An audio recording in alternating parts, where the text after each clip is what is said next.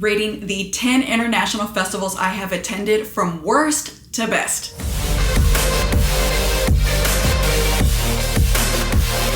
I have attended 10 international festivals across the globe. Truly dancing across the globe, one festival at a time. Some of these have been by myself, some of these have been with other people. We're going to rate them from worst to best. So we're going to start at number 10, the worst festival that I've attended around the world. Number 10 is Ultra Colombia. I attended in 2022 and I went by myself. This was truly a horrendous festival. The only good thing about it were the people that I met there. My Colombian friends, they welcomed me. They were so nice, so incredible. I'm so glad that I met them.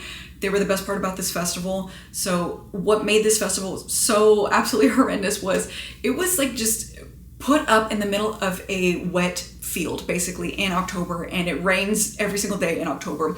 And this festival was 45 minutes outside of Medellin. So the reason why I even met these friends is because I was going to be staying in Medellin and I needed a ride to get to the festival. So I found this group that they all came together, and so I rode with them 45 minutes outside of a big city center. So it was really literally in the middle of some field, which that's not the worst part about it. Like, it is what it is. The production wasn't that over the top, but it started raining, and once it started, it never stopped, and it turned into a torrential downpour. It was also freezing, and I was not fully prepared, because it was in a field. It was muddy, it was soggy, I was like in ankle deep water. The rain just kept coming down, and even though I had an umbrella and I had a poncho, it did nothing to protect me. It was a horrendous experience. I think Ultra could have done a better job. If they knew that it rains every day in October, why didn't you put more plastic ground down or make covered stages, something? So that truly was the worst festival I have ever attended. And they only had one edition of it. They never brought it back, and I see why. Number 9 is Creamfields in Hong Kong. I attended in 2023 by myself. From this point on, there's really not any bad festivals. Ultra Colombia was the worst one, but from here, I don't like calling these festivals bad. There's just better ones. So this one landed at number 9 because it's a very small festival. The lineup was great though. So John Summit, Above and Beyond, Calvin Harris. I cried during Calvin Harris's whole set, but it's just very small, just no frills production. And I have videos on all these festivals, so I'm gonna link them throughout everything so you can go see for yourself. But yeah, there was just really nothing special over the top about it. The lineup was good, but it's just very small, just low-key festival. I wouldn't travel to Hong Kong just for this festival. And I always make this clear that I find festivals in countries and places that I already want to go to, because I had always wanted to go to Hong Kong. I was okay going there, but I wouldn't travel just for this. So number 8 is EDC Japan in 2019. This was the very first international festival I had ever went to. This was such a good festival overall, but again, I've been to better ones since. Pretty sure that they still have EDC Japan. Maybe they don't. I know that they have an Ultra Japan. There are other things in Japan, but maybe they don't have EDC Japan anymore. But yeah, either way, first international festival. I'm glad that kicked off my love for international festivals. Number 7 is EDC Mexico in 2020. This was the last festival I attended before COVID came in and wreaked havoc on everything, because it takes place at the end of February, the first weekend of March, and then COVID popped off mid-March. This was the very last festival.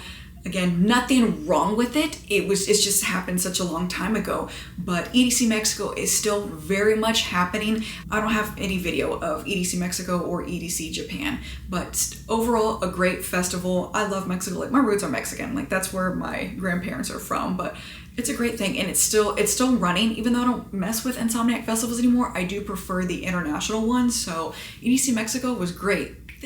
Number 6 is Tomorrowland Brazil. I attended in 2023. Now, Tomorrowland is a phenomenal brand in general, but this was the first edition of Brazil that they had in several years. And so it was a little bumpy. The weather did have an impact on it.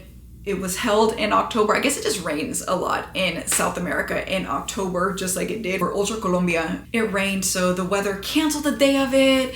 The grounds were just soaked and wet, and it was cold. It was just a small edition of Tomorrowland in Brazil. Doesn't even come close to the actual Tomorrowland. So yeah, that's why it comes in at number 6. And hopefully, like, that was the first edition of it in a few years. So hopefully they've worked out the kinks and it just runs a lot better. But traffic, shuttles, there were just a lot of things that didn't go over well with that festival. But still, like, overall a good time. I would still recommend it. And especially now, like, I'm pretty sure it's a lot better.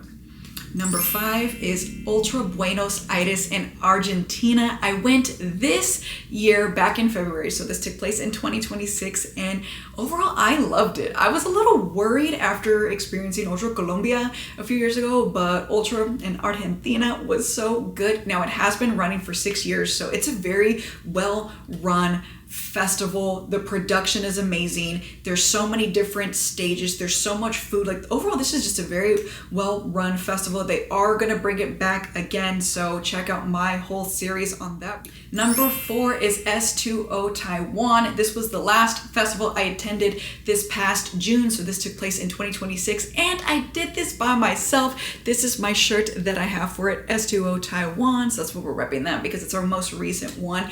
I loved this festival so much. If you don't know what S2O is, it is a water festival. The water's being pumped and dumped so much throughout this festival. So go with the expectation that you're gonna get wet. Like, you can go without getting wet, but the fun of it is being in the mix in the water. This was such a fun experience. And they do have S2O in Thailand. That's where the original one came from. And then I believe that's what somebody told me. And then there's one in South Korea as well. There are little editions of it throughout the United States, but save your coin. Go to the Asian ones, either in Thailand, Taiwan, or South Korea. But overall, I loved this festival. Such a unique festival experience too.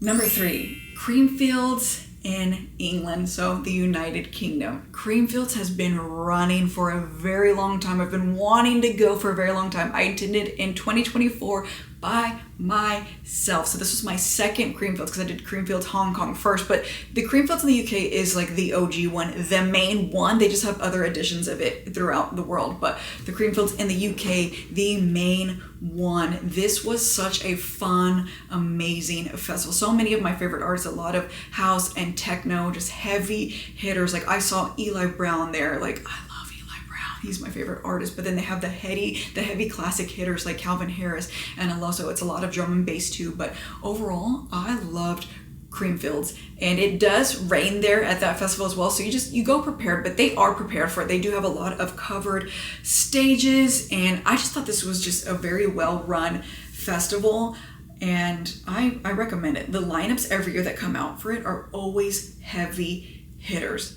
Number 2 is Sonus Music Festival in Croatia. I attended summer of 2025 with friends. Pure house and techno festival, 5 days. Now, unfortunately, it's on pause this year, and I hope it comes back. I'm just glad I made it when I did, because it had been running for 10 years. I think by the time I made it, it was either the 11th or 12th year, but regardless, it's been running for over a decade. And 2025 was the last year that it happened. And there's a lot going on with like the venue that it takes place at, because it took place every year at Zurche Beach, which is made up of little clubs in one area. I have a whole series and venue tour if you want to see exactly what I'm talking about, but I know one of the clubs got torn down or is being remodeled. I think there were like agreement or contract issues. I don't know what's going on, and I don't know if Sonus is going to make a comeback at a different venue, but this was an insane experience. I'm just so grateful, so glad that I went just to experience 5 days of house and techno in Croatia. There's also boat parties. Like, there's just so much that went into Sonus, so I really hope they make it back. I mean, I'm a one and done type girly, but still, like, I want somebody else to experience it, because that was an insane experience. And coming in at number 1 shouldn't be a surprise. I already kind of mentioned it when I was comparing it to another festival, but number 1 is Tomorrowland Belgium. Hello! Like, every festival goer's dream come true, every raver's dream come true, the bucket list festival of all festivals. Tomorrowland Belgium really does have an amazing reputation, and they live up to it.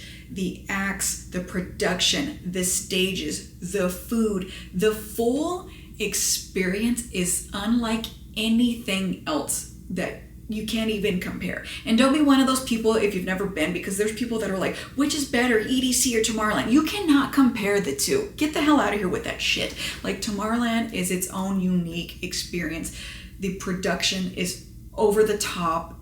It's more about the experience than just the music. There's so much more to it. And the people that go and attend are there because they purely love the music. And it's just truly a mind-blowing experience. So highly recommend Tomorrowland Belgium.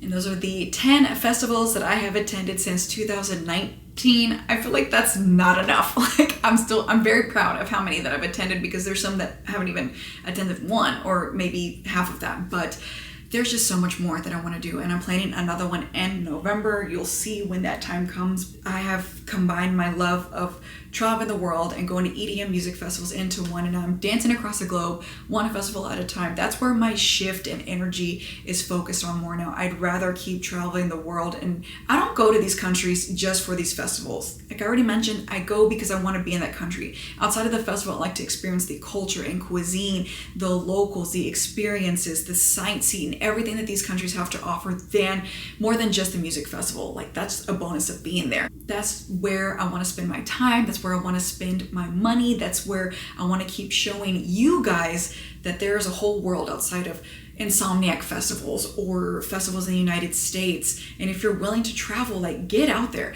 I do these things by myself. As you can see, of the 10, I've attended 4 by myself in different continents: the United Kingdom, in Latin America, in Asia, and I'm here to tell the tale. Like, do it. I'd rather go alone than not go at all. So just get out there, branch out, try something new, save your money instead of repeating the same damn festivals in the United States. Like, save your money to be able to afford to go to a different place. Like, you could spend $6,000 on going to EDC VIP, or spend that same amount of money to go to a different country. If you are going to be traveling internationally to these festivals, always get travel insurance. Like, I get travel insurance for every single trip that I take overseas, and this came in handy last summer when I was traveling from the United States to Croatia and I got stuck in Frankfurt overnight. That travel insurance came in clutch, so I did just make a whole video about that, explaining the benefits of travel insurance, how I got paid more than I even put in. Like, I made all my money back that I lost out on, but I also made money because they gave me inconvenience payments. So